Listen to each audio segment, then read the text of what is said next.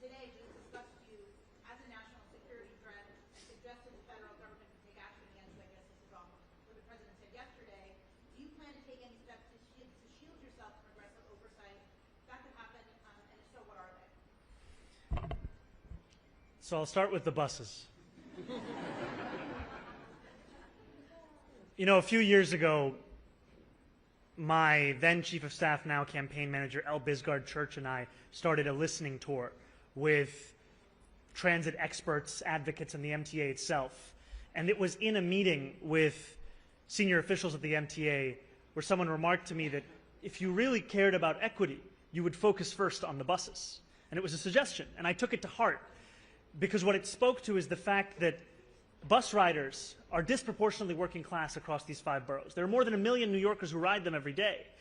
And these are the slowest buses in the country. When I am late and I'm getting off of the train and I'm walking up the steps, I'm walking faster than that bus. The average speed is 8 miles an hour. In parts of Manhattan, it's lower than 6.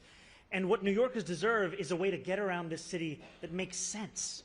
And they deserve a system that is reliable, that is safe, that is efficient. And as an assembly member who, alongside the Deputy Majority Leader Mike Gianaris in the state Senate, won the first fare-free bus pilot, we saw that in making a bus free, it wasn't just economic relief. It was that ridership then went up by up to 38%. It was public safety, as assaults on bus drivers went down by 38.9%. And it was also a question of the environmental impacts, as 11% of new riders got out of a car or a taxi and got onto the bus. One of the many things that makes me proud to be a New Yorker is public transit. And as I speak to New Yorkers across the 5 boroughs, I hear their desire for world-class public transit. And to make a bus free is to take one significant step towards that.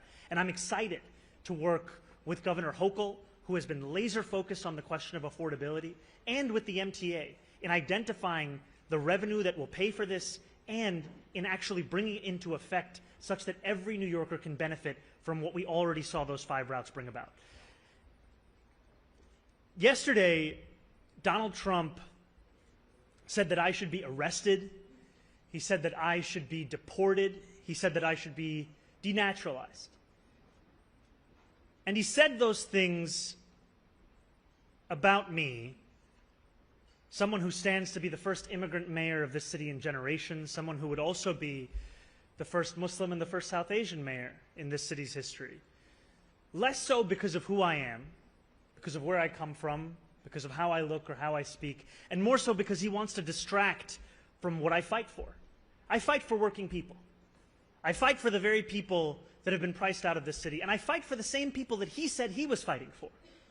This is the same president who ran on a campaign of cheaper groceries, who ran on a campaign about easing a suffocating cost of living crisis. And ultimately, it is easier for him to fan the flames of division than to acknowledge the ways in which he has betrayed those working class Americans, not just in this city, but across this country, and the ways in which he continues to betray them. Because we know that he would rather speak about me than speak about the legislation that he is shepherding through Washington, D.C. Legislation that will quite literally take health care away from Americans, legislation that will steal food from the hungry, legislation that looks to build upon one of the largest transfers of wealth we've seen in recent history in his first administration and do it once again for the very Americans who already have enough. We should be fighting for those that do not have what they need to live a dignified life. That is what I will do, and I am thankful to have the protection and to have the support of so many New Yorkers who have stood up and said how unacceptable this is, including our governor, including members of the labor movement. And ultimately, what I fear for is that if this is what Donald Trump and his administration feel comfortable about saying about the Democratic nominee for the mayor of New York City, imagine what they feel comfortable saying and doing about immigrants whose names they don't even know.